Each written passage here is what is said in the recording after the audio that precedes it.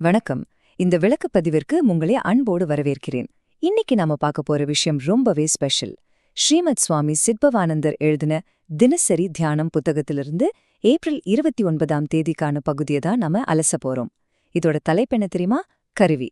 ஆமாங்க, இறைவனோட கையில நாம ஒரு கருவியா மாறுறது பத்தின ஒரு ஆழமான தத்துவம் இது.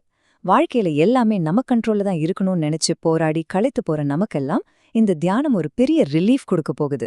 சரி வாங்க, இந்த ஆழமான பயணத்தை நாம ஆரம்பிக்கலாம். இன்னைக்கு வாசிப்போட முதல் வரியே ரொம்ப பவர்ஃபுல்லா இருக்கு.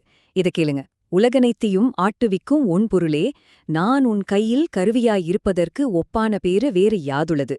இத கொஞ்சம் ஆழமா யோசிச்சு பாருங்களேன்.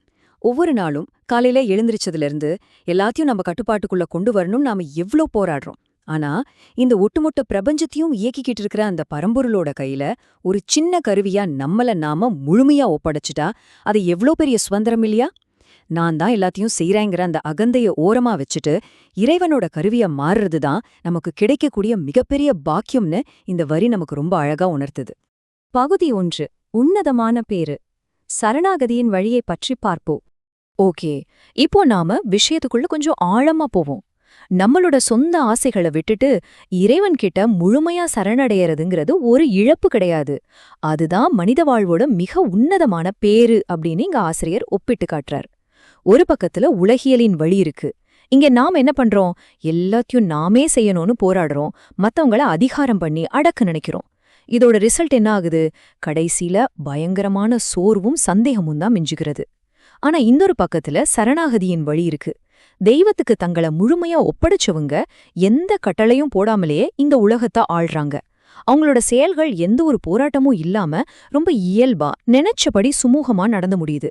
இதுதாங்க சரணடைதலோட உண்மையான அழகு. பகுதி 2. சரணாகதியின் வலிமை. உண்மையான அதிகாரம் எதில் இருக்கிறது என்பதை பார்ப்போம். பொதுவா சரணடைதல் அப்படின்னாலே அது ஒரு பலவீனம் அப்படின்னு நிறைய பேர் நினைக்கிறாங்க. ஆனா நிஜம் என்னன்னா, உண்மையான அதிகாரமும் வலிமையுமே இறைவனோட சித்தத்துக்கு முழுமையா கட்டுப்படுறதுலேருந்து தான் வருது. இப்படி தன்னை முழுமையா ஒப்படைச்ச ஒருத்தரை பாத்தீங்கன்னா, அவர் எந்த அதிகாரமும் செலுத்த மாட்டார். ஆனா உலகமே அவருக்கு கீழ்ப்படியும். அவர் பேசுற விதம் எப்படி இருக்கும் தெரியுமா? ஒரு சின்ன குழந்தைய போல எந்த கள்ளமுமே இல்லாம அவ்ளோ வெகுளியா பேசுவார்.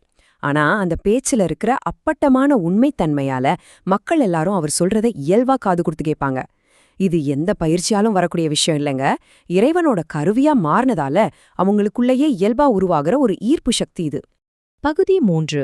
ஈஸ்வர சங்கல்பம், அதாவது இறைவனின் சித்தம் பற்றி பார்க்கலாம். ஒரு மனுஷன் வழியா இறைவனோட சித்தம் எப்படி வெளிப்படுதுன்னா, தனக்குள்ள இருக்கிற நான் அப்படிங்கிற அகந்தைய முழுசா காலி பண்ணிட்டு தன்னை வெறும் ஒரு பாத்திரமா ஆக்கிக்கிறப்பதான் அது நடக்குது. இங்க நம்ம கவனிக்க வேண்டிய ரொம்ப முக்கியமான விஷயம் என்னன்னா, தளர்ச்சிக்கும் சந்தேகத்துக்கும் ஆங்கு இடமில்லை. இன்னைக்கு இருக்கிற இந்த வேகமான உலகத்துல நம்ம எல்லாரும் தினமும் சந்திக்கிற ஒரு மிகப்பெரிய பிரச்சனை தான் இந்த பர்ன் அவுட் அப்படின்னு சொல்ற அதிகப்படியான மனச்சோர்வு.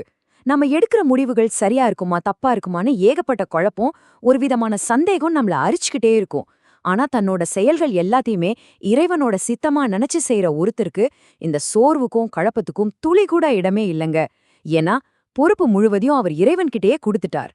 நம்ம அன்றாட மனச்சோர்வுக்கு இதைவிட ஒரு சிறந்த நடைமுறை தீர்வு இருக்கவே முடியாது. பகுதி 4. பகவத்கீதையின் பாதை.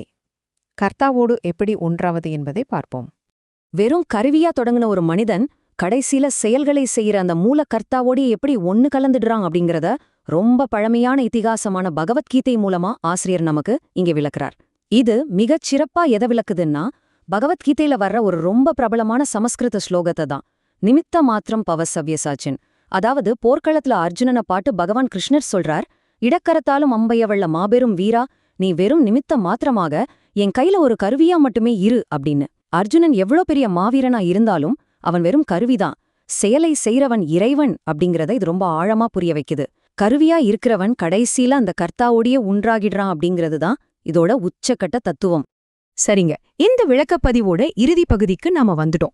இப்போ உங்களை நீங்களே ஒரு கேள்வி கேட்டுக்கோங்க. நீங்க கர்த்தாவாக, அதாவது எல்லாத்தையும் செய்றவரா இருக்க போராடிக்கிட்டு இருக்கீங்களா, இல்ல இறைவனோட கருவியா இருக்க தயாரா இருக்கீங்களா? எல்லாத்தையும் நாமே செஞ்சிட முடியும் நினைச்சு முடிவுகளை கட்டாயப்படுத்தி மாத்துறத இன்னியோட நிறுத்திக்கு இந்த பிரபஞ்சத்தோட ஓட்டத்தோட இணைஞ்சு இறைவனோட கருவியா உங்களை நீங்க அர்ப்பணிக்க தயாரா? இத பத்தி கொஞ்சம் ஆழமா சிந்திச்சு பாருங்க. இந்த ஒரு அருமையான சிந்தனையோட இன்னைக்கு பதிவை நாம நிறைவு செய்வோம். இதை விட இன்னொரு சிறப்பான தகவலோடு உங்களை நான் மறுபடியும் சந்திக்கிறேன்.